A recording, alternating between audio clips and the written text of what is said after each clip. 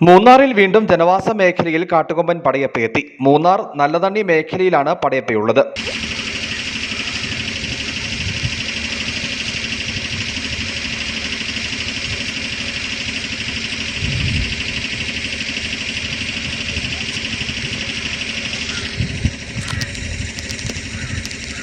കല്ലാറിലുള്ള പഞ്ചായത്തിന്റെ മാലിന്യ സംസ്കരണ കേന്ദ്രത്തിന്റെ ഭാഗത്തും പടയപ്പ ചുറ്റിത്തിരിയുന്നുണ്ട്.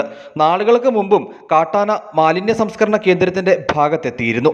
മാലിന്യം ഭക്ഷിക്കുന്നത് കാട്ടാനയുടെ ജീവന് ഭീഷണിയാകുമെന്ന വാദം അന്നുയർന്നിരുന്നു.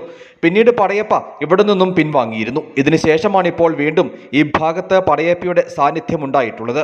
ഏതാനും ദിവസങ്ങൾക്ക് മുമ്പ് വരെ പടയപ്പ പതിവായി തന്നെ ജനവാസ മേഖലകളിലും റോഡിലുമൊക്കെ ഇറങ്ങുന്ന സ്ഥിതിയുണ്ടായിരുന്നു. തുടർന്ന് വനംവകുപ്പിന്റെ RT സംഘം പടയപ്പയെ കാട്ടിലേക്ക് തുരത്തുന്ന നടപടികൾ ആരംഭിക്കുകയും കാട്ടാനയെ കാട് കയറ്റുകയും ചെയ്തിരുന്നു. ഇതിനുശേഷം കുറ്റ്യാർവാലി മേഖലയിലെത്തിയ കാട്ടുകൊമ്പൻ പ്രദേശത്ത് കൃഷിനാശം വരുത്തിയിരുന്നു. മഴക്കാലം ആരംഭിച്ച് വനത്തിൽ തീറ്റയുടെ ലഭ്യത വർദ്ധിക്കുന്നതോടെ ആന പൂർണ്ണമായി വനത്തിലേക്ക് നീങ്ങുമെന്ന പ്രതീക്ഷയിലാണ് ഇപ്പോൾ തൊഴിലാളി കുടുംബങ്ങൾ. News bureau, Adimali.